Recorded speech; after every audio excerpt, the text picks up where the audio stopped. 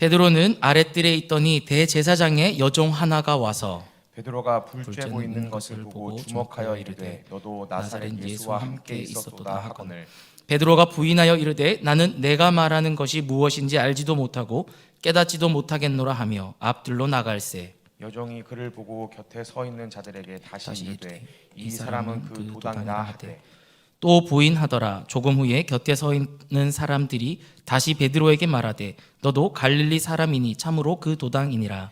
그러나 베드로가 저주하며 맹세하되 나는 너희가 말하는 이 사람을 알지 못하노라 하니. 함께 읽겠습니다. 닭이 곧 두 번째 울더라. 이에 베드로가 예수께서 자기에게 하신 말씀 곧 닭이 두 번 울기 전에 내가 세 번 나를 부인하리라 하심이 기억되어 그 일을 생각하고 울었더라. 아멘. 베드로가 예수님을 죄송합니다. 베드로가 예수님을 부인한 그 사건은 우리가 너무나도 잘 알고 있는 그 사건입니다. 이 이야기는 예수님의 십자가 사건을 이야기할 때에 빠지지 않고 우리가 보고 있는 그런 성경의 이야기이면서 또 성경에서 가장 유명한 사건들 중에 하나입니다. 베드로는 예수님의 수제자를 자처하는 사람이었습니다. 그럼에도 불구하고 지금 예수님을 모른다라고 부인하고 있는 것이죠.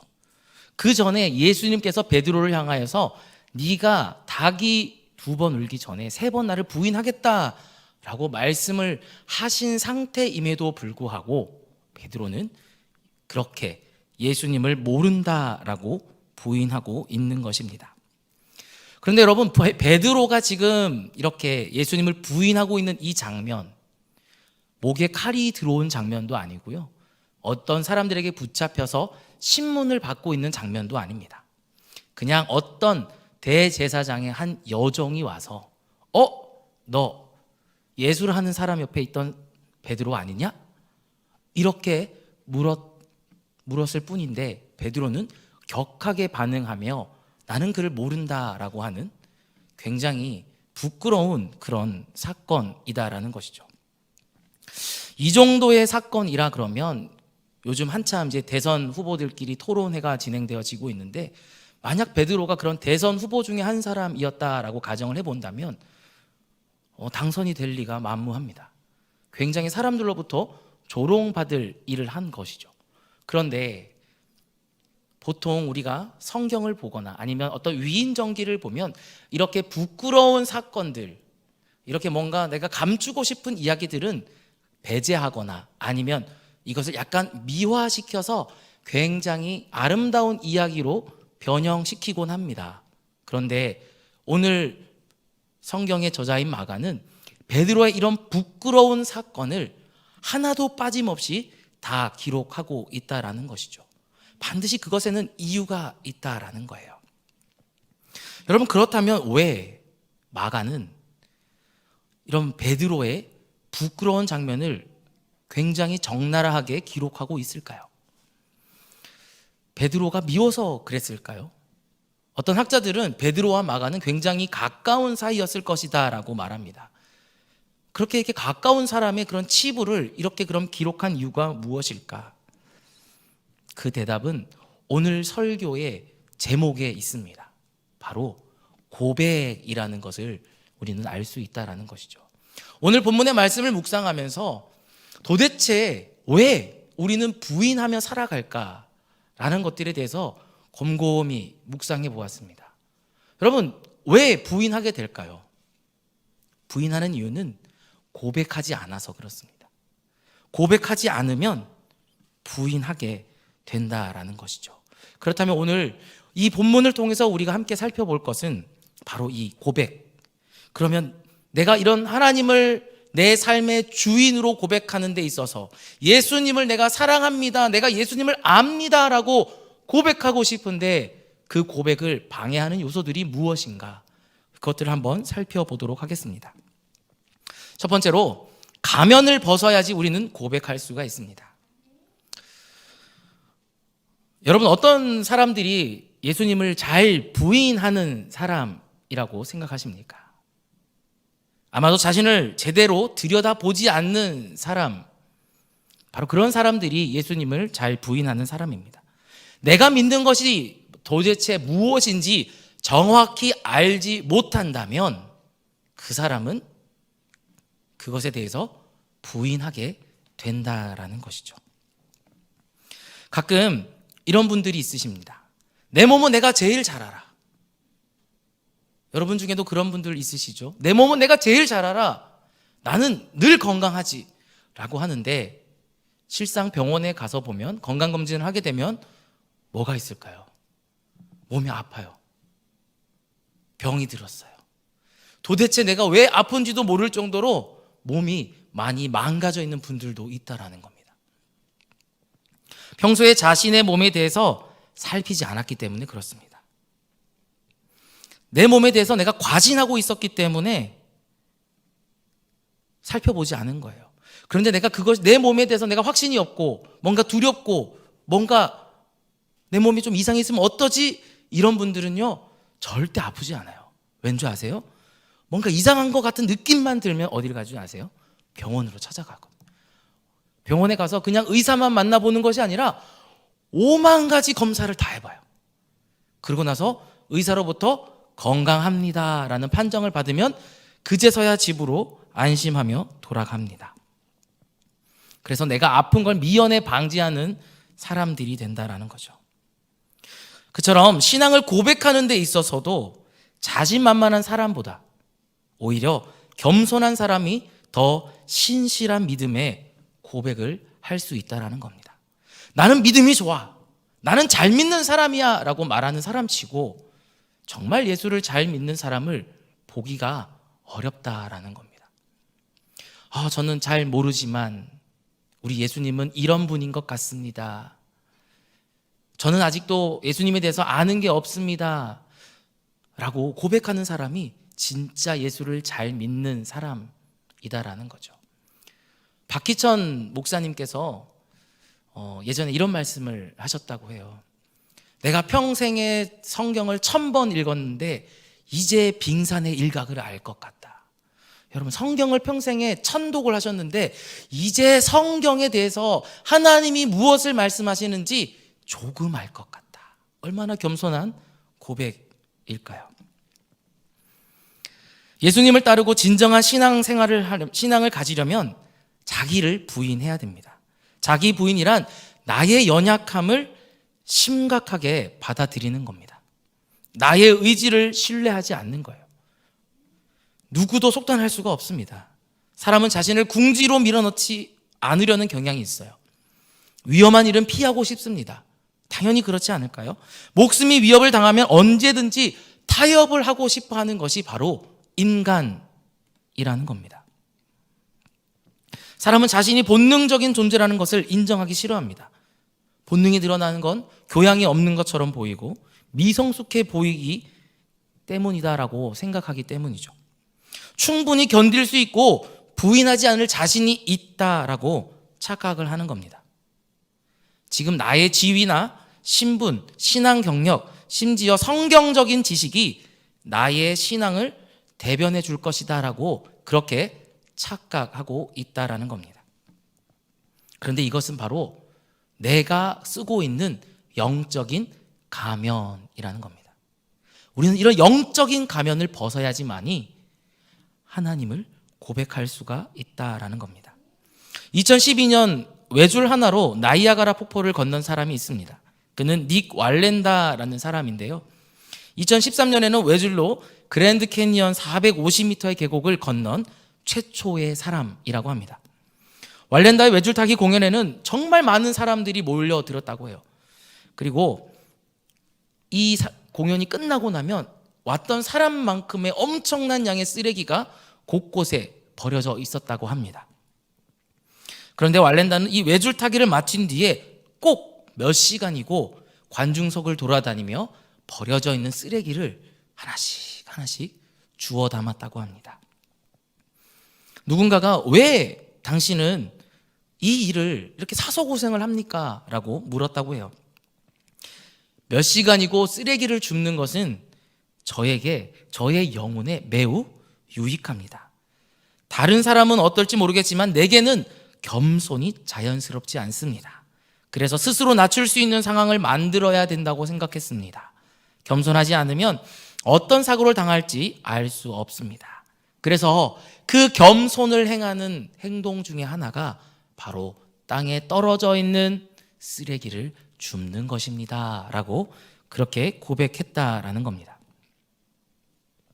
예수님의 제자로서 나는 그분이 다른 이의 발을 씻어주셨다는 것을 압니다.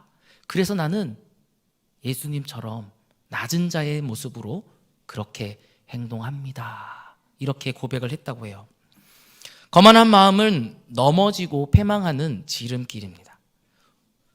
베드로를 한번 보실까요? 그는 대제사장의 신문을 받은 게 아니에요. 어딘가에 사로잡혀서 뭔가 고문을 받으면서 너 예수님의 제자지? 라고 한 것이 아니었습니다. 어린 한 여종의 단순한 질문이었습니다. 너 예수님이랑 같이 다녔던 사람? 이지? 너 예수님이랑 다녔던 사람 아니야? 라는 그 말 한마디였습니다. 그런데 그런 신문도 아니고 고문도 아닌 단순한 그 질문 하나에 베드로는 겁을 먹었습니다. 그동안 베드로는 가면을 쓰고 있었던 것이죠. 나는 예수님의 수제자로서, 나는 예수님을 가장 잘 따르고 있고 예수님을 가장 잘 믿고 있고 나는 예수님의 가장 충성된 제자야 라는 가면을 쓰고 있었던 겁니다. 그리고 그 가면을 벗고 현 주소를 보았을 때는 그는 고백이 아닌 예수님을 부인하게 되었다라는 거죠. 여러분, 그렇다면 지금 우리는 혹시 어떤 영적 가면을 쓰고 있습니까? 우리의 신앙을 대변해주는 척도는 무엇입니까? 예배에 잘 나오는 것입니까? 헌금을 많이 하는 것일까요? 아니면 나는 새벽 기도를 빠지지 않고 나오는 것일까요? 아니면 나는 기도를 오래 하는 걸까요? 어떤 모습들이 우리에게 그런 나의 영적인 것들을 가려주는 영적 가면들일까요? 우리는 이런 가면을 벗어야지만이 진짜로 예수님을 고백할 수 있습니다. 하나님, 나는 기도를 이만큼 해서, 아니면 내가 하나님을 이만큼 사랑해서 하나님을 더 잘 믿는 사람이에요. 그런 가면을 벗으시길 바랍니다. 두 번째로는 믿음의 마지막 시험은 고백이 됩니다. 베드로는 가이사랴 빌립보 지방에서 예수님께 굉장히 멋진 고백을 한 적이 있습니다. 어떤 고백입니까? 주는 그리스도시요 살아계신 하나님의 아들이시니이다. 이 고백은 정말 엄청난 고백이죠. 예수님도 이 고백을 듣고 너무 기뻐하셨습니다. 바요나 시므라 내가 복이 있도다. 그런데 중요한 거 뭡니까? 이렇게 연습할 때 너무나 잘 고백했는데 실전에서는 고백이 아닌 부인을 했다라는 거죠. 마치 너무 긴장해서 시험에서 제 실력을 발휘하지 못한 학생들처럼 말입니다. 존 메가더 목사님은 믿음에는 4가지 등급이 있다라고 그렇게 말했습니다. 첫 번째는 받는 믿음입니다. 내가 구원을 받을 수 있다. 나는 구원을 받았다. 그것을 믿기만 하면 하나님의 은혜로 나는 구원받을 수 있다라는 그 믿음이 첫 번째고, 두 번째는 기대하는 믿음이라는 거죠. 하나님께서 그분의 약속을 이루실 것을 기대하는 믿음입니다. 세 번째는 위험을 무릅쓰는 믿음이죠. 이것은 주님의 영광을 위해 고난을 받고 세상과 싸우는 것을 두려워하지 않는 믿음을 말합니다. 네 번째는 안심하는 믿음입니다. 고통과 괴로움 속에서도 하나님께서 구원해 주실 것을 확신하고 평안히 기다리는 믿음. 이 4가지 믿음 중에 여러분은 어떤 믿음의 단계를 가지고 계십니까? 그리고 이 4가지 믿음을 거치고 나서 마지막에 도달하는 믿음이 있는데 그것이 바로 고백하는 믿음이라는 겁니다. 자신이 믿는 바를 분명하게 고백하는 그 믿음이 바로 이 믿음의 고백입니다. 다니엘서를 보면 사드락과 메삭과 아벳느고라는 3명의 다니엘의 친구가 등장합니다.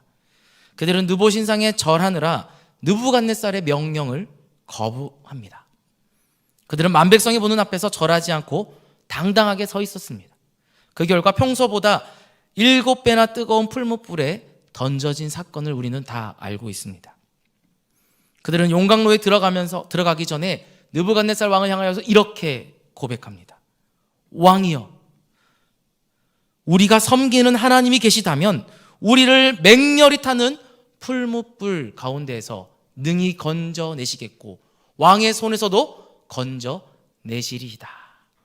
그렇게 하지 아니하실지라도 왕이여, 우리가 왕의 신들을 섬기지도 아니하고 왕이 세우신 금신상에게 절하지도 아니할 줄을 아옵소서. 아멘. 지금 죽음의 앞에서 그들은 담대하게 자신이 믿는 그들의 믿음의 고백을 하고 있습니다. 그렇습니다. 우리는 모두 이런 신앙의 고백을 해야 된다라는 거죠. 그런데 이 신앙 고백을 믿지 않는 사람들 앞에서 하는 것이 너무 쉽지만은 않다라는 것이 현실입니다. 믿음을 고백하는 사람을 해코지하려는 사람 앞에서는 더욱더 우리는 고백하는 것이 어렵습니다. 당당하게 고백하는 것은 너무나도 어렵습니다. 그래서 이렇게 고백할 때에 우리의 진짜 신앙이 드러나는 겁니다. 우리는 예배 시간에 항상 주기도문, 사도신경으로 우리의 신앙을 고백합니다. 이 사도신경을 외우는 것은 내가 믿는 것이 무엇인지를 정확하게 고백하는 것이죠. 그래서 사도신경은 모든 것이 내가 믿사오며 내가 믿사오며 내가 믿사오며 내가 믿습니다라고 고백하는 겁니다. 날마다 내가 믿는 신앙을 고백하는 삶을 우리는 살아가야 합니다. 먼저는 자기 자신에게 신앙을 고백해야 됩니다. 그 고백한 신앙에 합당한 삶을 살아가려고 우리는 노력해야 됩니다. 다음은 세상 속에서 자신의 신앙을 고백할 수 있어야 됩니다. 우리 가운데에 교회 안에서 신앙 고백하는 것은 누구나가 할 수 있습니다. 우리 교회뿐만 아니라 다른 교회에 가서도 나는 신앙의 고백을 할 수가 있다라는 것이죠. 그러나 세상 속에서 내가 믿는 하나님을 고백하는 것은, 그것을 드러내는 것은 그렇게 쉬운 일이 아니다라는 것이죠. 특히 요즘 같은 시기엔 더 그런 것 같습니다.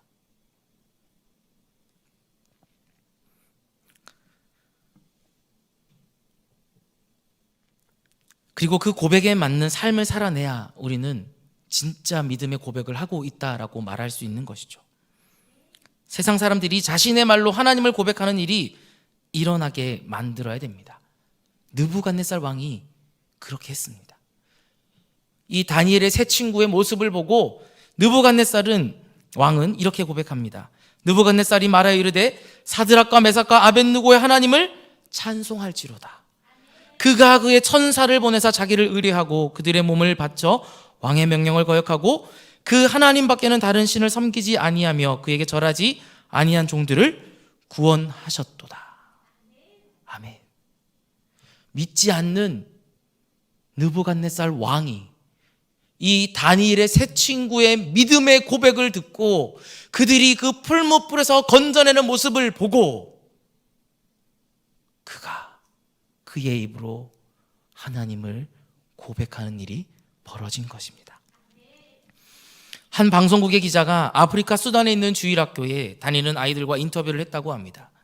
그것은 아랍 무슬림들이 정기적으로 마을을 습격해서 기독교인들을 살해하는 그런 지역이었다라고 합니다. 주일학교 아이들의 친척 가운데 많은 사람들이 이미 기독교인, 내가 예수님을 믿습니다라는 그 고백 때문에 죽임을 당한 상태였다고 합니다. 그래서 그 기자가 이 아이들에게 다가가 이렇게 물었습니다. 이슬람으로 너희들도 개종할 거니 아니면 그리스도를 위해서 죽을 거니? 만약 그리스도를 계속 믿는다면 도대체 그 이유가 뭐냐? 아이들의 대답은 이러했다고 합니다. 우리는 그리스도인으로 남을 것입니다. 왜냐하면 이것이 진리이기 때문입니다. 대답은 너무나 명쾌했습니다. 이것이 진리이기 때문에 우리는 이 진리를 포기할 수 없다라는 거예요. 그래서 나는 내가 죽임을 당하더라도 이 진리를 끝까지 붙들고 끝까지 나는 믿음을 지키겠다라고 한 겁니다. 여러분, 내가 이것을 믿어서 이것이 진리가 아니라 우리는 진리이기 때문에 이것을 믿고 있다라는 사실을 기억하셔야 됩니다. 우리는 날마다 시험을 치르고 있습니다. 세상 가운데 우리의 믿음에 대한 시험을 매일 치르고 있습니다.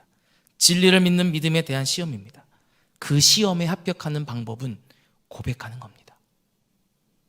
나는 진리이기 때문에 예수님을 믿습니다. 말씀을 믿습니다. 하나님을 믿습니다. 내 입으로 고백해야 된다라는 겁니다. 세 번째로 최고의 고백은 바로 자랑하는 겁니다.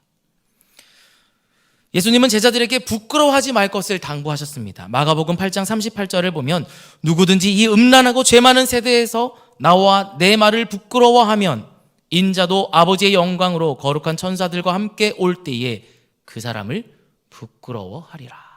아멘. 예수님을 부끄러워했다는 것은 예수님을 초라하게 여겼다라는 거예요. 베드로는 지금 예수님을 바라보며 잡혀가시는 그 모습을 보며 예수님이 초라하다라고 느끼고 있는 겁니다.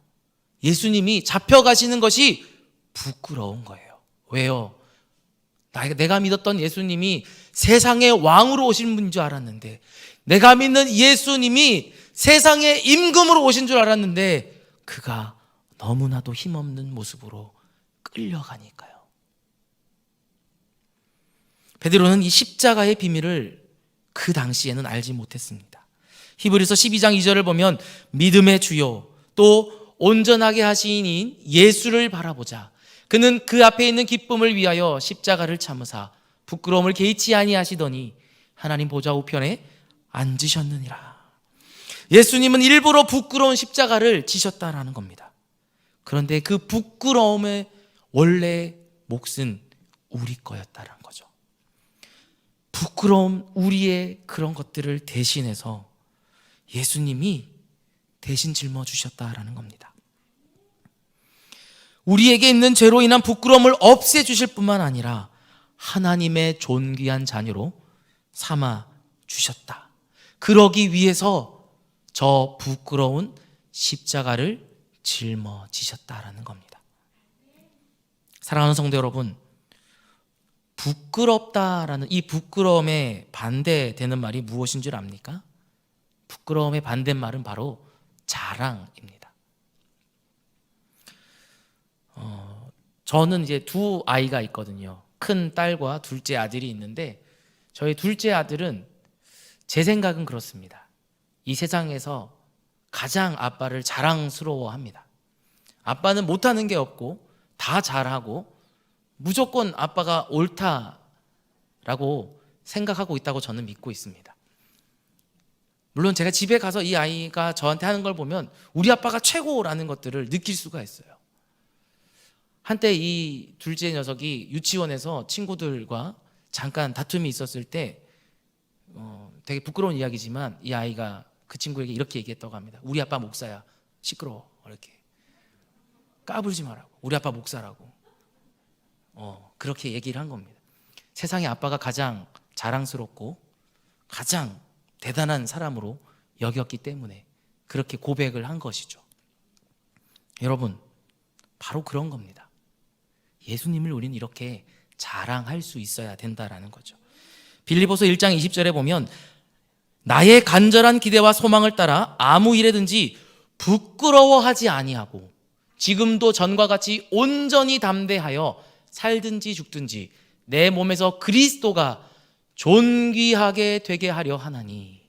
존귀하게 된다. 이 존귀라는 단어를 다르게 말하면 자랑하고 싶다라는 거예요. 여러분은 예수님을 얼마나 자랑하고 싶으십니까? 여러분 지금 예수님을 얼마나 자랑하고 싶은 그런 막 감정이 솟구치고 있으십니까? 바라기는 날마다 세상 가운데 달려가서 우리 예수님을 마음껏 자랑하시는 저와 여러분이 되었으면 좋겠습니다. 6.25 사변 당시 충남에서 강경 침례교회를 담당하셨던 이종덕 목사님이라는 분이 있으셨다고 해요. 이 강경 지방에 어느 날 공산당이 쳐들어왔다고 합니다. 마을 사람들에게는 굉장히 두려움이 생겼다고 해요. 그런데 그래서 사람들은 집 밖을 나오지도 않고 눈치만 보며 그렇게 다 숨어 지내는 그날, 이 목사님이 되게 두꺼운 종이를 하나 가지고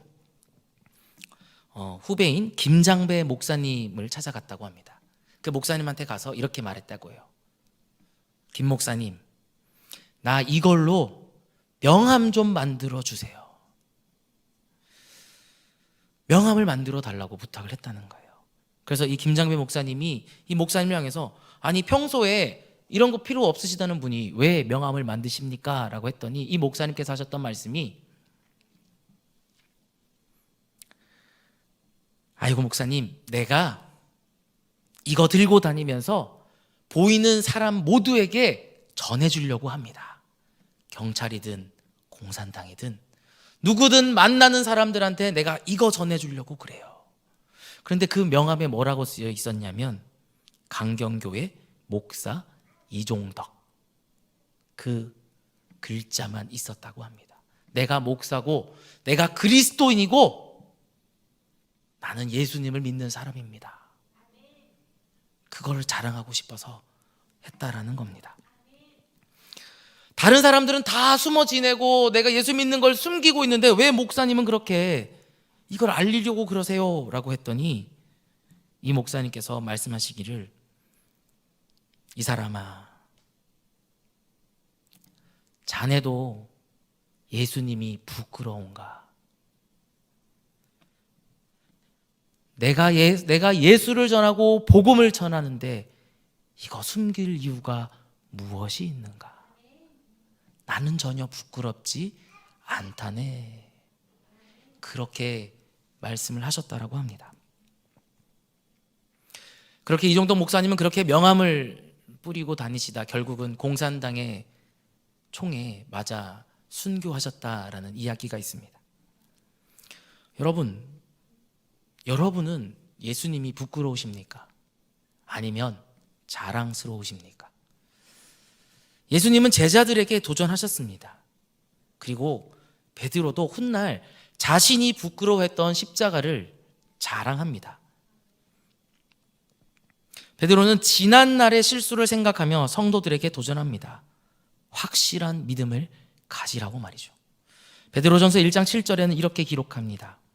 너희 믿음의 확실함은 불로 연단하여도 없어질 금보다 더 귀하여 예수 그리스도께서 나타나실 때에 칭찬과 영광과 존귀를 얻게 할 것이니라. 아멘. 여러분, 고백하지 않으면 부인할 수밖에 없습니다. 믿음의 절정은 고백하는 데 있습니다. 예수님을 하나님의 아들로 고백하는 신앙을 가져야 되고 예수님을 자랑하는 신앙을 우리는 가져야 됩니다. 내가 믿는 것을 분명하게 저 세상 가운데에 나는 이것을 믿노라라고 고백할 수 있는 저와 여러분이 되었으면 좋겠습니다. 그 고백으로 인하여 내가 잠시 조롱의 대상이 되고 잠시 비난의 대상이 되고 잠시 부끄러움의 대상이 될 수 있을지언정 내가 믿는 예수 그리스도, 그 예수를 부끄러워하지 않고 오히려 예수로 인해 내가 부끄러움을 얻는다면, 예수로 인해 내가 어려움에 처한다면 그것으로 더 기뻐할 수 있는 신앙을 가지고 살아가는 저와 여러분이 될 수 있기를 주님의 이름으로 축복합니다.